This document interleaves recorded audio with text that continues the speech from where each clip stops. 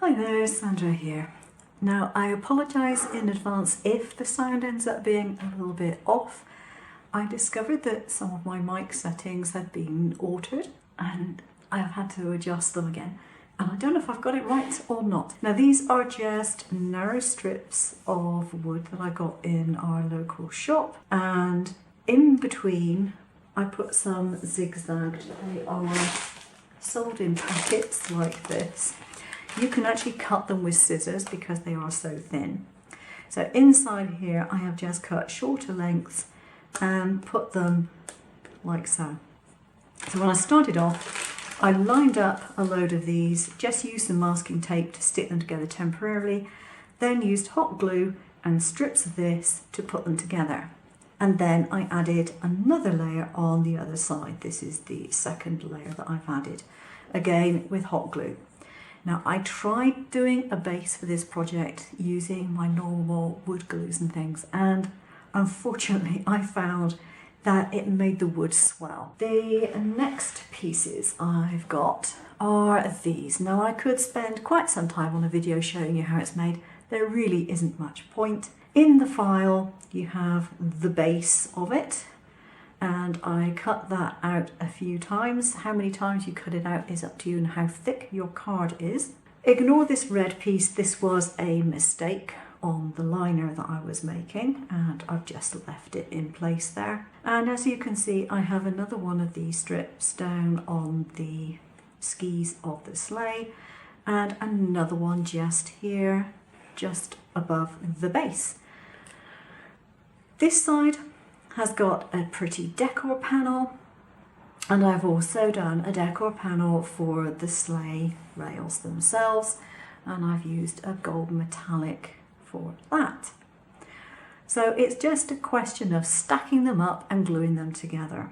One bit of advice I would say on gluing together. One of the easiest ways of doing it is to get your glue, get a scrap of sponge and a pair of reverse tweezers, because you don't have to grip these, and use a sponge and dab your glue on. Doing it that way, you're less likely to get air bubbles. But be careful because the glue will dry quite fast because it's in such a thin layer. And now I'm coming to the liner. Now this wasn't intended to be black, but I have run out of red card. So black it is going to be. I figured I might as well have a good contrast, if nothing else.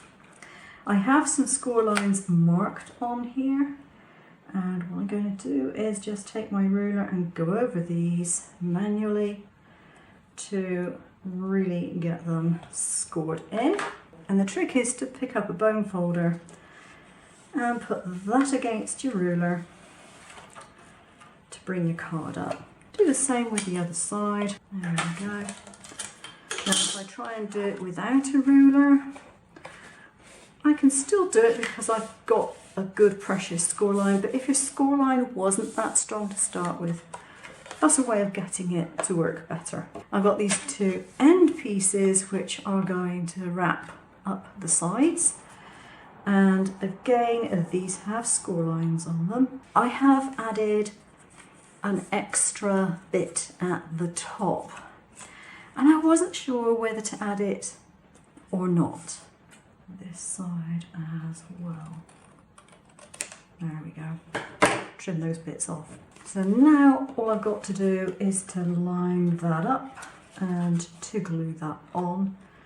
And you want to make sure that you glue it onto the bottom and not inside it. You want to make sure that it goes on the outside of here and not the inside. I don't recommend doing this with hot glue because the chances are it's just going to add bulk where you don't want it. So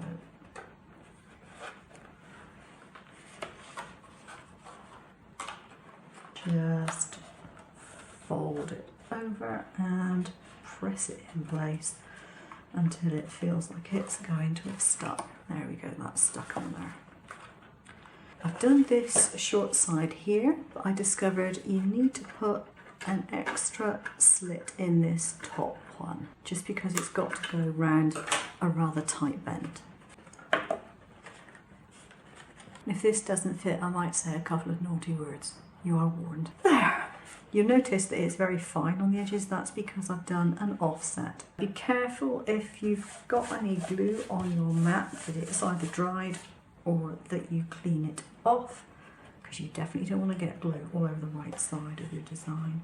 So I think what I want to do is make sure it is matching on here, and then when I press it down it's going to be automatically in the right place for everything else. So you need to make sure you've got the right side. Work on. So I'm just going to use a bone folder to put that on, and voila, I have one side on. So we do the same with the other side. So this is what it comes out like. I'm really pleased with this. This is still in need of drying, and I do intend to leave it to dry before I add the base to it. You don't desperately need to add a wooden base to it afterwards. I'm doing it because I think it will add extra strength, and I think that's not a bad thing to do. And it should just slide in like that. You don't even have to glue it looking at it. You could just leave it there and it'll be fine. It slides in and just adds a bit of support to the base, so you can fill this with whatever you like. Brilliant! It's worked! I am just so pleased. So the only thing to do now is to fill this up with goodies. It could be sweets and chocolates or whatever. It would make a spectacular gift box if you wanted to be that generous with your time. But I think as a ornament for a mantelpiece or something like that, filled, maybe put a Santa Claus in it or a reindeer or something, whatever. I think that would be really spectacular. And I am so glad that I finally got it done. Okay, if you like this, you might consider subscribing to my channels. I have Createinspain and I have Siser, Juliet, Beginners to Pro. Both have Facebook groups of the same name. Take care now.